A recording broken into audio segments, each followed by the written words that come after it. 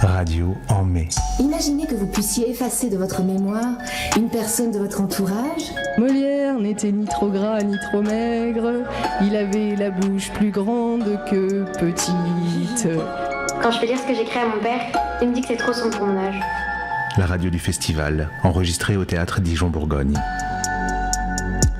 Radio en mai, 3e jour de festival, 3e épisode de radio avec un programme toujours diversifié qui rend compte de l'actualité du festival, les spectacles de théâtre, les concerts. On a un envoyé spécial, on fabrique des petits reportages. Aujourd'hui, on recevra les auteurs, metteurs en scène et autrices du spectacle Elazen. On partira peut-être en chanson si les artistes nous rejoignent à temps pour qu'on puisse les entendre. Les lectures que vous connaissez, dont on a l'habitude maintenant depuis déjà 2 épisodes, des jeunes comédiennes qui travaillent au théâtre en professionnalisation, qui nous présentent tous les soirs sous la haute autorité de Kevin Case quelques textes contemporains à découvrir. Et puis on parlera également de Dans ta peau, un spectacle qui vient juste de finir là, il y a quelques minutes, et un avant-goût aussi du concert de ce soir avec Otis Keur. Alexandre et Catherine sont à mes côtés et il y a évidemment notre envoyé spécial. Alors on a déjà un petit souci du côté de l'envoyé spécial, qui est tellement spécial que le spectacle dans lequel il est n'est pas fini. Donc il m'écrit des SMS pour me dire « je ne peux pas être avec vous, je serai là dans un moment ». Donc écoute, on va improviser, on va enchaîner avec Clément et Chloé. Très bien, on le retrouvera tout à l'heure. Il est comme ça au téléphone avec Alexandre qui est aux manettes. Chloé Catrin, Clément Clavel, Chloé Clémentine Catrin. Oui. C et C. Clément Clavel. Ouais. C'était écrit. Tout était écrit. C'était prévu. Il fallait vous rencontrer. Et la Zen, voilà, vous venez de le créer ici. C'est ça. Approchez-vous du micro. C'était la première jeudi soir.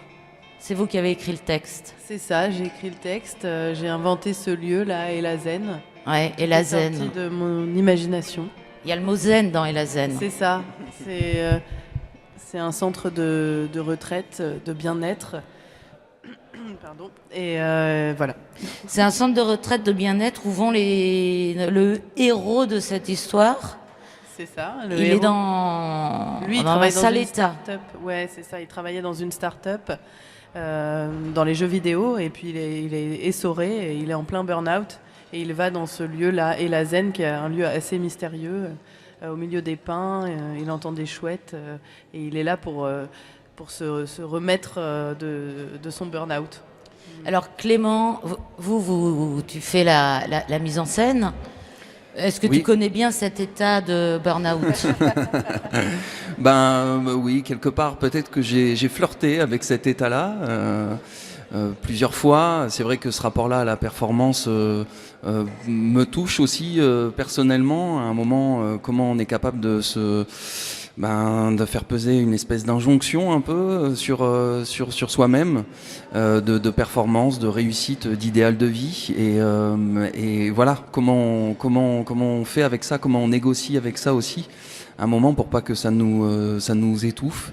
Et donc c'est ce qu'on raconte à travers Elazen, de voir comment on va au bout de cet essorage pour essayer de trouver peut-être une nouvelle peau. Voilà, un essorage qui inclut un monde dans lequel il y a une langue qui est une langue autoritaire, qui parle anglais et qui parle de rétroplanning, mais plus encore, il y a tous ces mots-là, vous pouvez nous en citer quelques-uns. Une ribambelle là, qui sort de la tête de l'auteur. Oui, on parle de deep learning, de clustering, de brainstorming, de plein d'autres mots.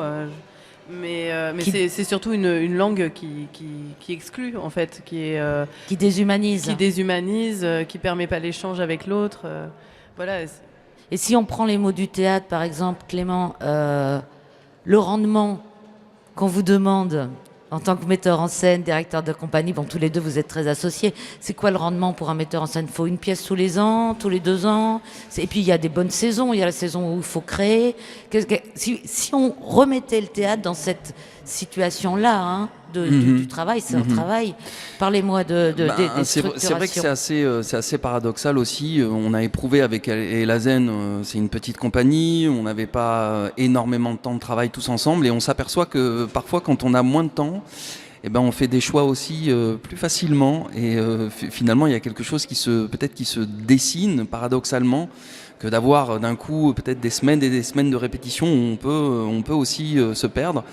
Donc je ne sais pas ce que le capitalisme ferait de cette information. Certainement, il l'utiliserait en disant vous êtes capable de faire autant avec moins de temps. Mais est-ce qu'on le sent venir, le capitalisme, dans le milieu théâtral actuellement? C'est la crise, la baisse des subventions, la mise en question toujours sur le statut des intermittents. Est-ce que le monde théâtral est au bord de la crise de nerfs ou du burn-out?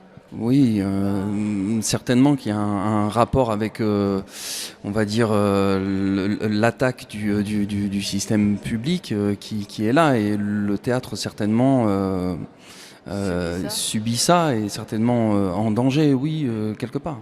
Oui, et ce qui est en jeu, c'est les liens en fait. C'est dès lors que ça attaque les liens et la relation entre les gens, oui, c'est tout, oui. Oui, parce que dans l'histoire que vous écrivez, c'est aussi une histoire d'amour, c'est-à-dire oui, que voilà, alors on peut dévoiler, mais c'est plus voilà, c'était la création ici, mais c'était la dernière aujourd'hui. Donc on peut vous dire que notre héros qui s'appelle Alexis avait une amoureuse, une fiancée, Sarah, dont il se détachait progressivement.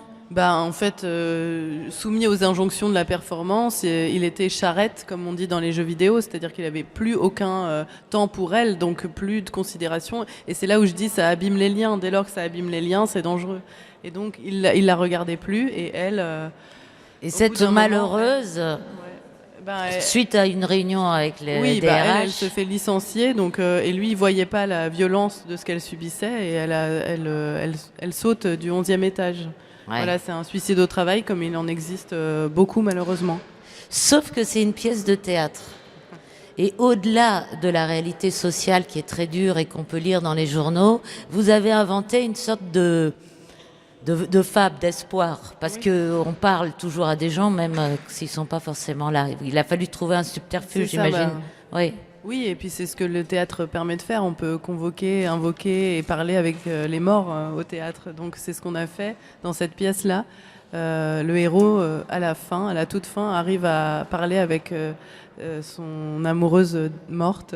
Et quelque part, ça lui offre une sorte de consolation, de dernier moment, comme parfois on ne peut pas les avoir. Là, il a ce cadeau-là pour... un dernier moment avec elle et il repart avec ça et il peut commencer sa seconde vie du coup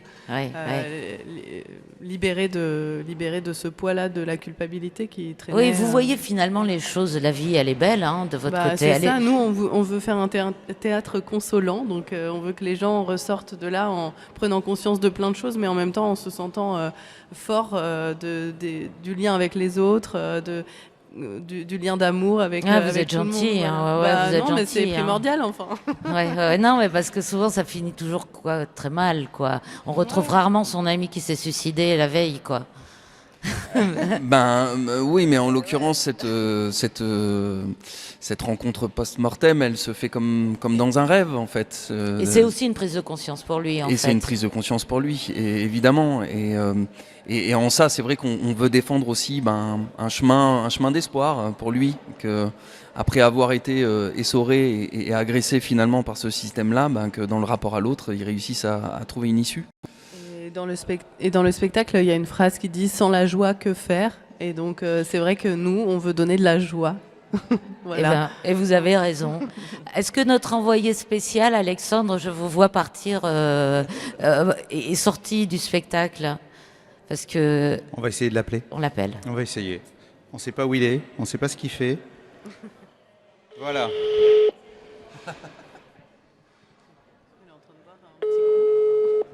Ça se trouve, il n'est pas du tout là. Deuxième sonnerie. Bon, sinon, on tombera sur sa messagerie. On lui laissera un message. Si on avance un peu, on va pouvoir reprendre le tram. Allô ? Salut, c'est Alex. On est avec Radio en mai. Radio en mai. Ça va, Stéphane ?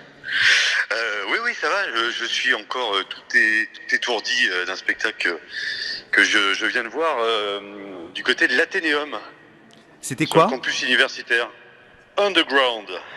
Underground, c'était la première représentation qui vient de se terminer. Là, il y a 5 petites minutes. Il y en aura une autre demain soir à 19h30.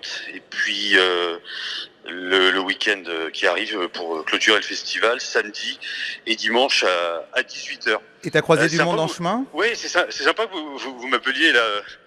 Coucou Aude aussi et Alex, c'est sympa que vous m'appeliez maintenant parce qu'en fait dans Théâtre en Mai, moi je me fais plein de copains et je suis avec Raphaël et Roman. On va reprendre le tram, on va laisser le campus universitaire se vider là, on va reprendre le tram tous les deux. Chasser, hein, c'est surtout ça. On s'est fait chasser. Mais on nous a demandé de quitter les lieux, ouais. C'est un spectacle un peu particulier qu'on vient de voir en plein air. Comment on peut décrire ça sans trop en dire? C'est quelqu'un qui a la tête sous terre et qui...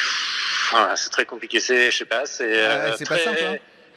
surprenant, étonnant, drôle, un peu très mystérieux aussi, même du point de vue du théâtre, on sait pas exactement ce qui se passe à la fin.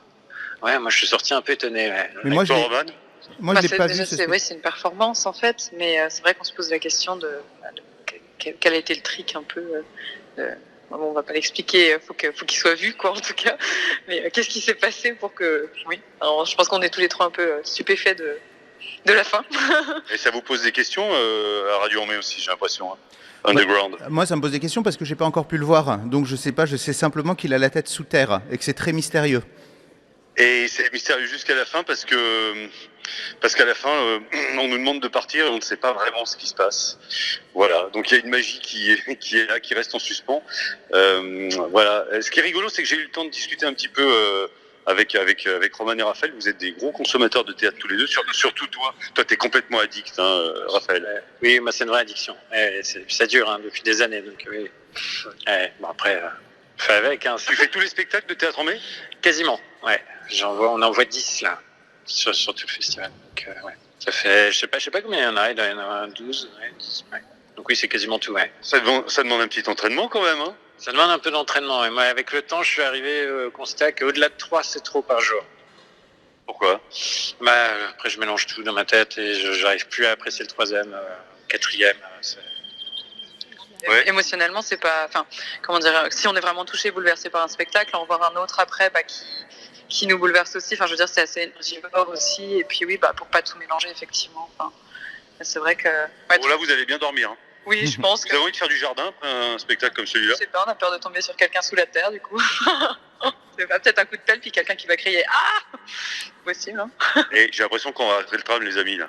Il va falloir qu'on se dépêche. Ratez pas le tram, on se rappelle demain, Stéphane.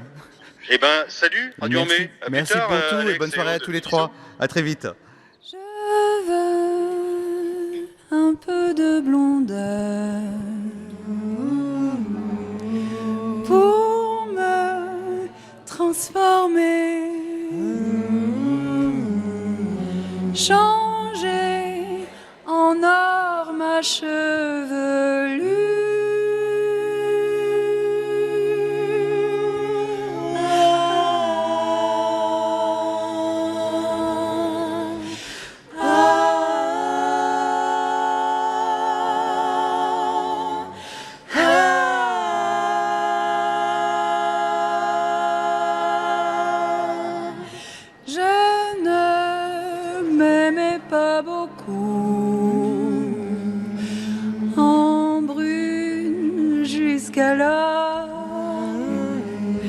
Me décolorer car je me chercher l'erreur, je me chercher l'erreur, je me cherche en faisant ma couleur, chercher l'erreur, je me chercher l'erreur, je me cherche en faisant ma couleur. Cherche, oh,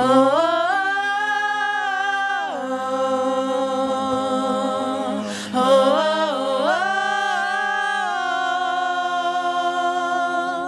oh, oh, oh.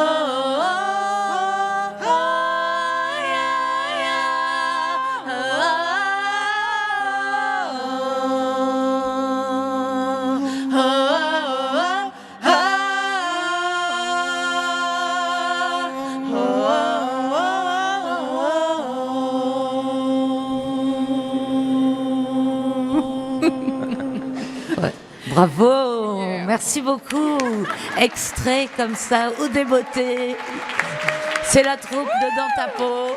Ils sortent de scène, ils viennent. On les retrouve tout à l'heure avec Julie Ménard qui a créé ce spectacle et qui nous en dira plus. Merci beaucoup. Merci. Reportage, On va écouter un petit Alexandre, reportage. aujourd'hui. Vous êtes allé loin ? On est absolument pas allé loin parce qu'on est resté dans la cantine. On a rencontré l'équipe d'Hamlet, le spectacle Hamlet. Ils sont tous arrivés à un moment, ils étaient 15 et on s'est dit plutôt qu'aller les voir, on va manger avec eux, rester un petit peu avec eux et écouter un petit peu ce qu'ils avaient à nous raconter. On a donc parlé avec Jonathan Oliveros, qui est un des directeurs du Teatro La Plaza. Álvaro Toledo. Hello, I am Alison and I come from Peru. My name is Manuel García. Yo soy Lucas Memati. Soy argentino. My name is Ximena. My name is James. It is my name Diana. My name is Octavio. My name is Cristina. Nice to meet you. ¿Ser o no ser? Esa es la pregunta. ¿Qué es mejor? ¿Sufrir los golpes de la vida o tomar un arma y acabar con ella? Alors voilà, on est avec Aude Lavigne et Kevin Kais et on est en compagnie de Jonathan Oliveros, qui est directeur associé de la compagnie La Plaza et qui a travaillé sur le spectacle Hamlet. Hamlet es una obra realizada por el Teatro La Plaza. Es la primera vez que el Teatro La Plaza apuesta por hacer un espectáculo con personas con síndrome de Down y discapacidad intelectual. Il fait partie de l'équipe de direction de ce projet où en fait il travaille avec des personnes qui sont en situation de handicap autour de ce projet qui est Hamlet. Racontez-nous comment vous avez rencontré ces comédiens, quelles sont les qualités que vous leur trouvez, depuis combien de temps vous travaillez avec eux. Este proyecto tiene 1 año y medio de laboratorio para construirlo. Ça fait 1 an et demi de laboratoire pour construire ce projet. Y es desde el 2019 que venimos trabajando Hamlet, ¿no? Ha sido un trabajo laboratorio. Depuis 2019, il travaille sur ce laboratoire d'Hamlet. Antes del COVID, y el COVID hizo que paráramos, exacto, y ahora que podemos viajar, se aperturó la posibilidad de viajar y llevar esta obra a muchos países, ¿no? Et tous les jeunes faisaient déjà du théâtre avec lui? Yo tengo una experiencia previa en Perú, tengo 20 años trabajando con discapacidad, muchos de ellos forman parte de mi escuela y ya tenían una experiencia previa. Jonathan Oliveros vient de nous préciser qu'il avait une école d'art et qu'il travaille particulièrement avec des gens en situation de handicap. Quelles sont les capacités, les qualités, les domaines dans lesquels vous travaillez avec eux sur scène? Est-ce que c'est la première pièce que vous avez montée avec eux? Como compañía Teatro La Plaza es la primera obra que trabajan con personas con discapacidad, con síndrome de Down, es la primera. Pero a partir de esta obra se ha aperturado posibilidad de que muchos espectáculos puedan tener la participación de personas con discapacidad y también se ha generado teatro accesible dentro del Teatro La Plaza. En fait, c'est la première fois qu'ils travaillent ensemble et avec des jeunes qui sont dans des rapports de capacités différentes, mais qu'il espère vivement qu'il puisse y avoir d'autres œuvres ensuite de théâtre et qu'il était content aussi à la suite du Covid, c'est ce qu'il disait tout à l'heure, de pouvoir tourner dans plein de pays et de montrer aussi ce travail. Donc c'est la première fois qu'il joue en France? Primera vez en Francia. Es la primera vez y no será la última. La última, ¿por qué? No será la última. C'est la première, mais ça ne sera pas la dernière fois. Voilà, très bien. Ya te miro, no me compadezcas, hijo, escúchame. Sí, soy el ama de tu padre personado de fuego. Se ha cometido contra mí un crimen atroz. He estado, mi jardín dormido, me mordió una serpiente. Esa serpiente es Claudio y tiene ahora mi corona. Hace fue que he estado dormido, pedí a manos de mi hermano en mi corona.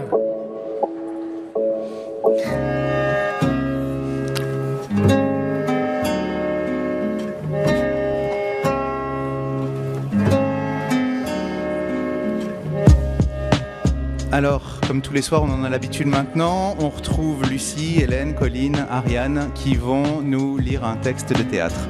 La seule chose que je sais ce soir, c'est que c'est un texte d'Esteban Ogbi qui s'appelle Sirocco. Vous nous racontez un peu ? Déjà, c'est un texte qui a été écrit par un jeune auteur et qui a été envoyé au CDN. C'est une pièce qui parle de 4 personnes qui sont coincées dans un aéroport, qui vont en direction de l'Algérie et qui sont bloquées dans l'aéroport à cause de problèmes climatiques. Et c'est une pièce à la fois fantastique et sociale. Et l'extrait que vous avez choisi, que vous allez nous lire ce soir, c'est le début, tout début. C'est le début de la pièce, c'est l'introduction de la pièce. Alors on vous écoute. Alors, je vais lire Esteban, 28 ans. Moi, Shibani, 62 ans. Moi, Inès, 30 ans. Ryan, 18 ans. Le vol à destination d'Alger a un retard d'environ 2 heures pour de mauvaises conditions météorologiques. Nique ton race le ciel. Ça va, Shibani? Tu veux t'asseoir? Tiens, prends la place là. Non, j'ai rien à foutre de m'asseoir. Tu filmes quoi, toi? Rien, t'inquiète. C'est toujours les problèmes avec ce pays. Même pour aller dans son ciel, c'est les problèmes. Je kiffe trop quand les gens pètent les plombs. Je veux pas être sur la vidéo. T'inquiète, je te dis, c'est pour ma collection perso. C'est encore plus chelou. T'as d'autres vidéos comme ça? Bien sûr, frérot, tu veux quoi? J'ai du fou de métro, de la bourgeoise qui parle mal, des contrôles qui dérapent, tu me dis. Ah, je veux bien voir Non, tu l'encourages pas non plus, toi. Ça va aller, Shibani. 2 heures, c'est rien. En tout cas, elles sont jdites, tes claquettes. Beau gosse. C'est vrai, ça? Tu vas où, habillée comme ça, Shibani? Fêter l'Aïd. C'est une canne et des claquettes toutes neuves. Et toi? Moi, de base, je vais à une soirée. En survêt du PSG? Bah, et alors? À la fois, je suis frais, à la fois, je suis décontracté. Et toi? Je dois absolument rejoindre quelqu'un au bled. Et toi? Moi, je vais à un mariage. C'est le mariage de qui? Une de mes sœurs, la moyenne. La plus grande, c'est moi. Peut-être je peux venir, non? Non, pas du tout. Et vous allez quel genre de soirée, toi et ton survêt? C'est un pote de quartier qui est reparti au bled. C'est une soirée pour la naissance de son fils. Attends, j'ai une photo si tu veux. Non, c'est bon, ça ira. Mais si, attends, c'est trop drôle. Il lui a acheté une chicha pour bébé. Et toi, Shibani, tu vas faire l'Aïd avec qui? Ma petite fille. C'est la première fois que je vais aller la voir en Algérie. Et elle a quel âge, ta petite fille, Shibani? Je trouve plus, franchement, dommage. Elle a 10 ans. Et toi, tu vas voir qui avec ta chemise motif? Chemise en soie, motif serpent. Effet nacré. C'est trop, tu trouves? Je trouve carrément, ouais. Moi, je kiffe. C'est mon père que je dois rejoindre. On n'a pas pris le même vol et je sais pas ce qui se passe dehors. Mais le téléphone, ça capte pas. J'espère qu'il va bien. En raison de la dégradation des conditions météorologiques, nous invitons tous les voyageurs à s'abrir l'intérieur de l'aéro.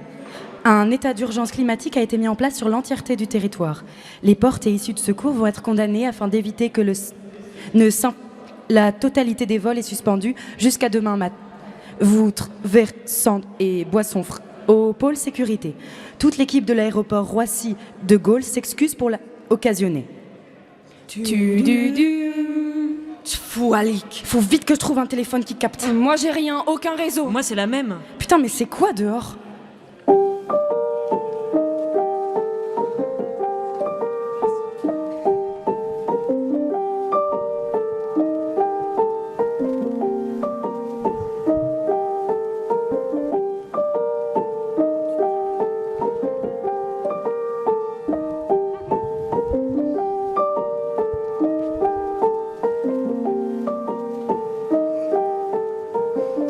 Tous les soirs, vous le savez, on a l'habitude de rencontrer quelqu'un qui fait pas forcément du spectacle, mais qui va au spectacle, qui aime le spectacle. C'est la chronique, c'est la rubrique du spectateur qui nous fait rencontrer des gens qui connaissent, qui aiment ce théâtre, qui vont régulièrement, qui se sont parfois mariés, parfois baptisés, parfois ont eu d'autres histoires, peut-être des histoires qu'ils ne nous racontent pas, car on raconte pas toujours des histoires vraies quand on est interviewé, même on raconte souvent des histoires fausses. Mais c'est pas grave, il suffit qu'elles soient un peu intéressantes et ça nous va.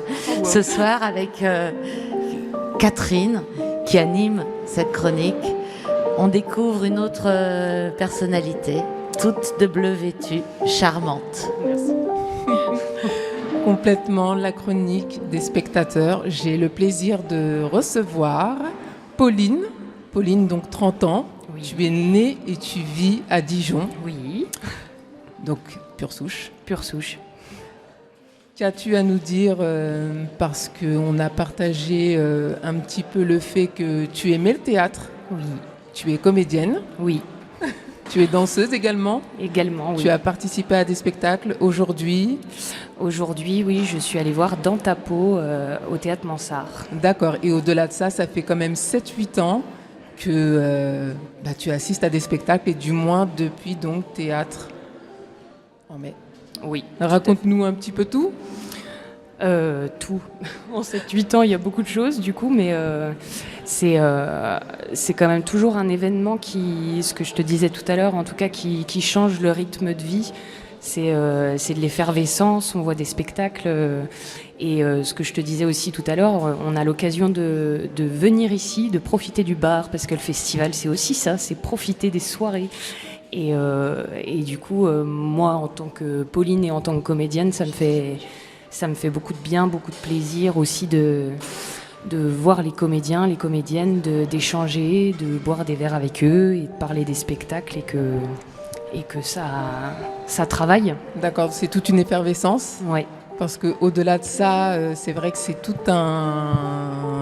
une équipe en fait qui se regroupe. Mm-hmm. Moi, j'ai eu l'occasion donc de voir des spectacles, donc je recommence en fait à m'initier au milieu et c'est vrai que de ce que tu as pu me partager, l'engouement en fait est très forte. Donc c'est ce qui dégage et ce que tu me fais entendre. Donc j'en attends plus dans le sens où le festival n'est pas terminé, il y a d'autres spectacles à voir. Oui. Qu'est-ce que tu aimes dans le spectacle en réalité ?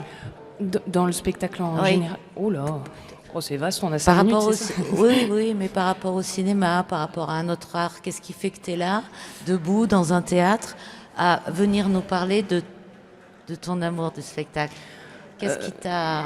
Moi, je pense que c'est d'abord mon expérience, enfin, du coup, d'avoir d'abord été formée en danse, plus tard d'avoir rencontré le théâtre. C'est très marrant parce que je vois Léopoldine qui était dans ta peau. Je ne sais pas si tu te souviens de moi. Ah, Léopoldine, c'est aussi ce genre de rencontre qui est marrante. Mais juste après mon bac, je suis allée faire une licence art du spectacle à Besançon. Et tu étais une de mes intervenantes. Okay. Voilà, donc c'est aussi ce genre de rencontre. Et pourquoi tu es si émue ? Léopoldine, tu te souviens de ton élève ?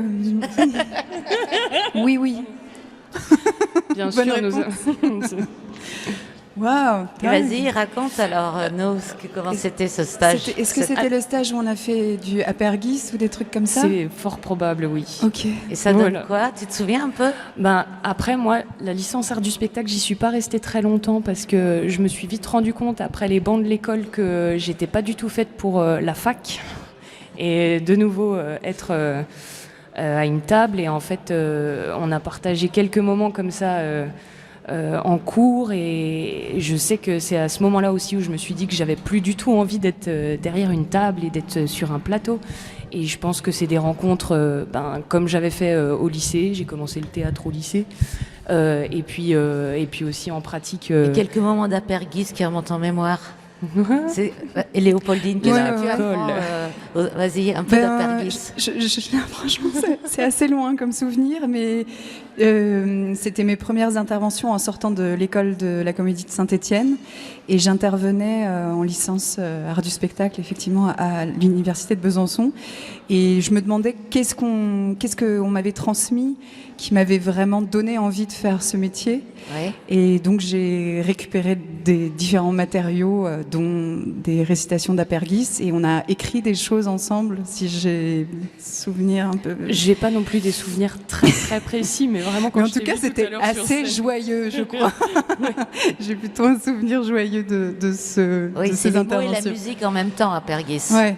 Donc c'est un travail théâtral qui tire vers la musicalité. Oui, et puis en fait, les récitations, il a chopé comme ça des mots, il se baladait sur un marché, et puis il a chopé des mots comme ça, il fait des récitations avec des répétitions, et tout à coup ça devient une œuvre musicale et effectivement aussi théâtrale à partir du quotidien, et c'était assez drôle de revivre ça. Radio en mai. La radio du festival, enregistrée au théâtre Dijon-Bourgogne.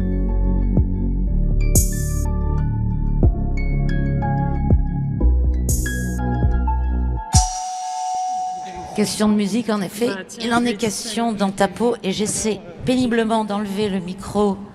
Ah non, mais il faut pas celui-là. Celui-là, il faut qu'il reste à sa place. Parce qu'ils sont nombreux dans l'équipe. Julie Ménard, vous nous présentez votre équipe ? Oui, alors dans mon équipe, il y a donc Léopoldine Hummel, qui est interprète, multi-instrumentiste, chanteuse, actrice. Garance Durand-Caminos, qui est aussi chanteuse, multi-instrumentiste, actrice.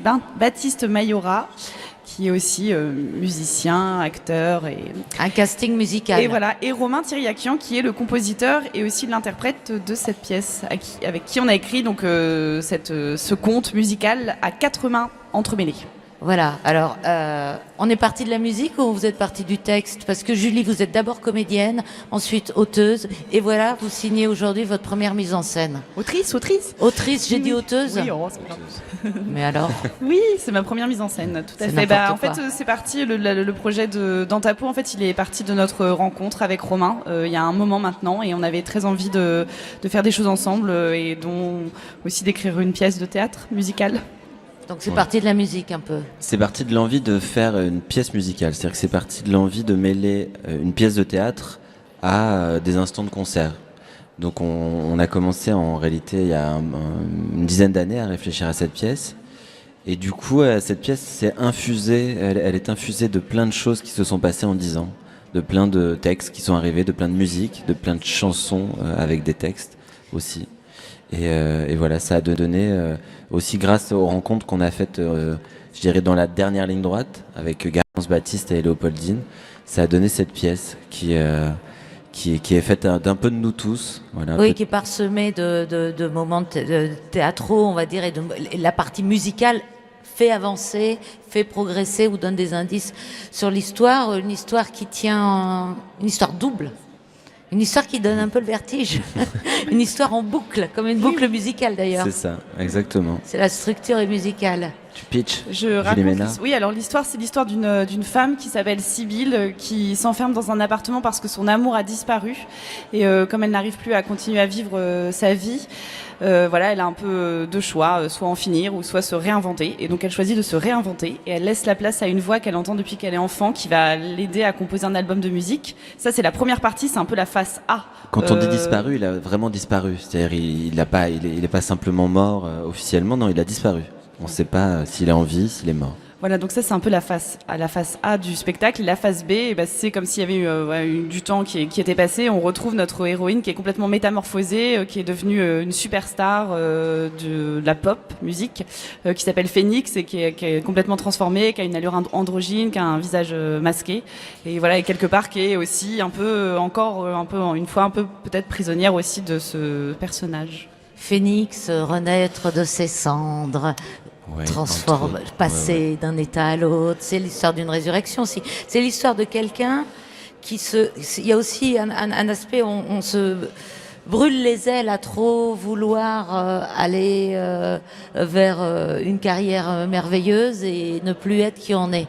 C'est un risque que vous avez dans votre carrière, que la célébrité vous empêche de rester authentique, entre guillemets. En tout cas, c'est aussi Nous, Dieu nous en garde, pour l'instant, on n'a pas ce risque-là. Oui, vous êtes encore épargné par la gloire. Ouais, je crois qu'on fait flamber la scène, et pas trop nos ailes pour l'instant. Ouais. Mais oui, mais cette pièce, c'est aussi un hommage en fait à toutes ces personnes aussi, ces pop stars, rock stars en fait, qui effectivement se sacrifient quelque part, se brûlent les ailes pour pouvoir nous donner aussi d'autres modèles. Voilà, parce que c'est ça qui est quand même, enfin c'est aussi un peu des super héros et héroïnes d'aujourd'hui en fait, ces figures-là.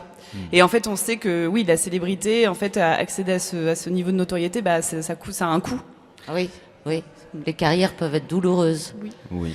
C'est étrange à comprendre d'ailleurs, parce que tout le monde, quelque part, peut être dans une sorte d'envie de la célébrité, mais en réalité, il y a aussi un des sujets de la pièce, aussi la superficialité.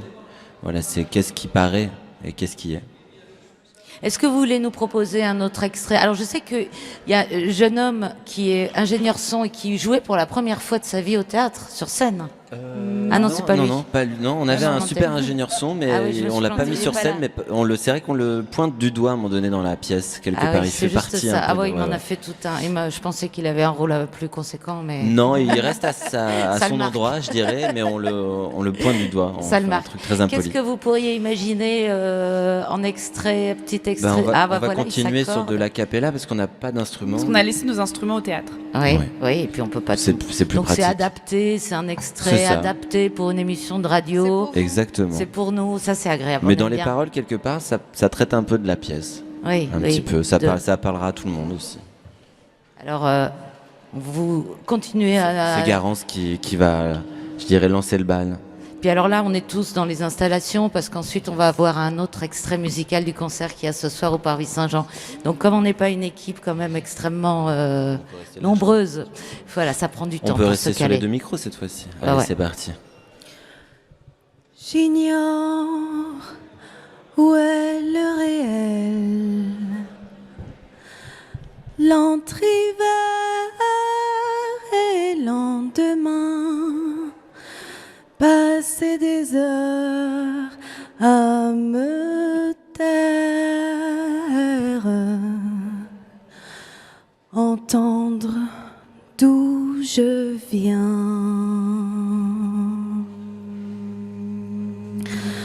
De vous à moi, je m'y perds. Quel nombre de pas reste-t-il à faire? Et à quel train? Dans quelle galère?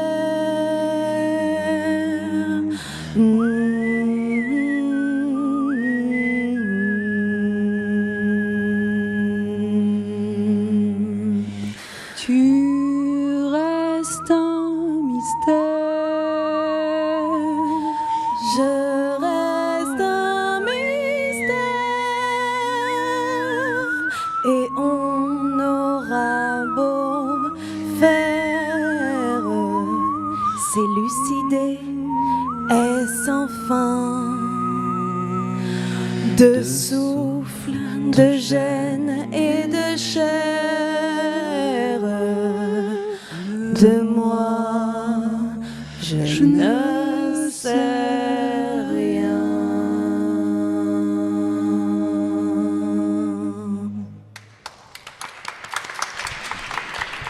Ah, merci beaucoup. C'est donc la troupe musicale a cappella du spectacle Dans ta peau. On va laisser le temps de s'installer les guitares de nos amis autisqueurs qui arrivent. Julie, juste le temps qu'il y a l'installation, racontez-moi comme ça, on est toutes les deux, donc entre nous, ce que vous avez pensé de cette première expérience que vous venez de vivre de mise en scène. Oh là là, c'était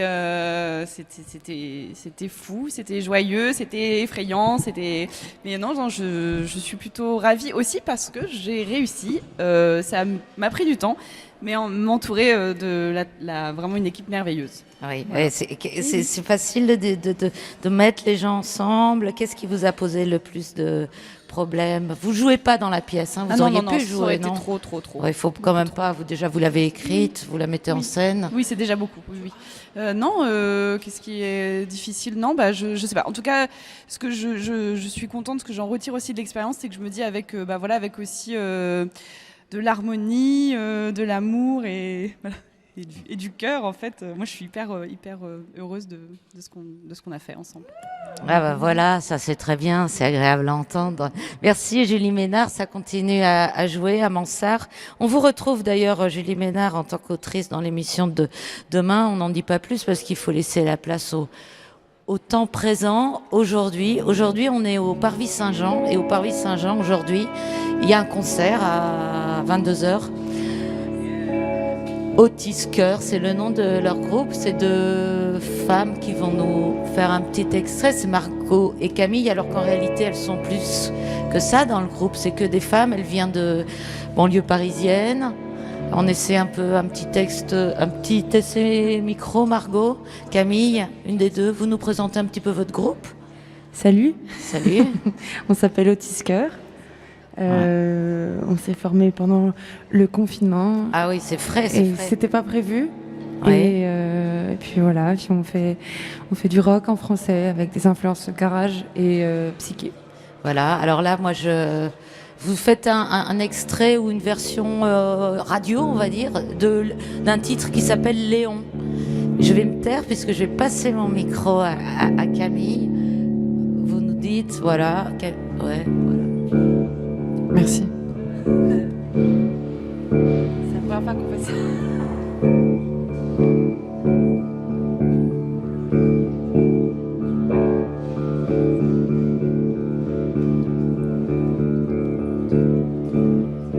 Léon,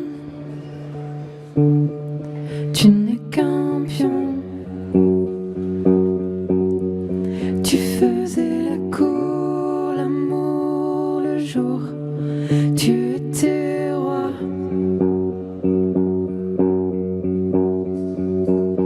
Léon, tu n'es qu'un con. Tu faisais la roue et pour toujours tu seras roi.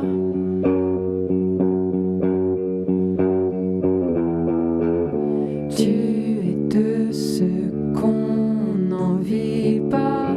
Tes ailes bleues jamais ne se déploient. Tu signes l'aube de ton nom, volant le trône sans poser de questions. Léon, tu n'es qu'un pion. Tu faisais la cour, l'amour le jour.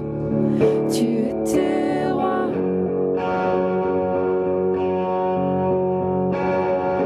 Léon, tu n'es qu'un con.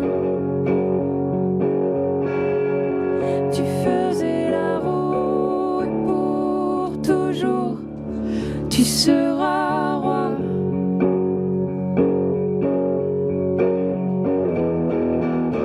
Torchement glisse ta longue robe. Tu perds les fils qui s'étalent sur le sol. L'eau pâle ternie de tes plumes.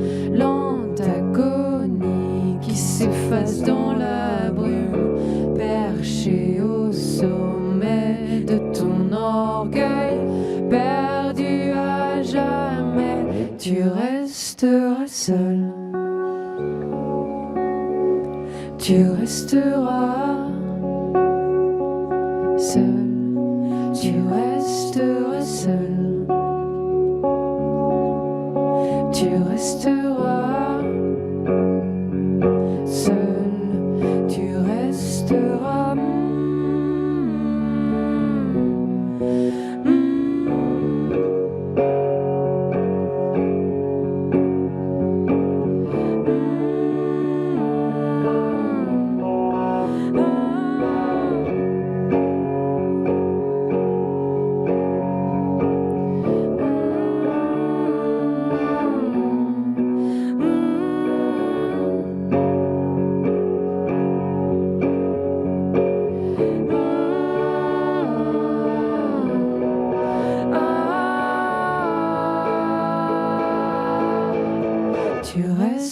resteras seul.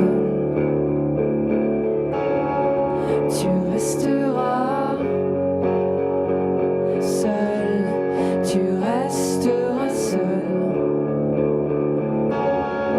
Tu resteras seul. Tu resteras seul. Tu resteras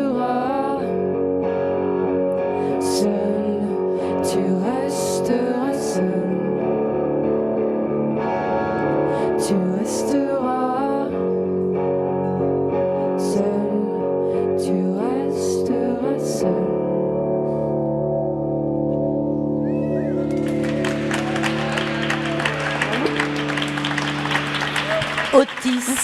Otis Cœur, Léon, merci beaucoup. On vous retrouve tout à l'heure en concert à 22h pour une version encore plus musicale de ce titre.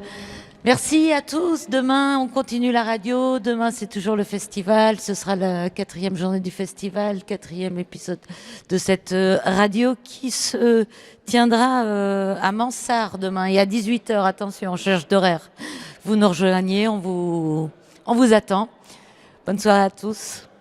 Merci pour votre attention, votre écoute. Radio Vive le théâtre.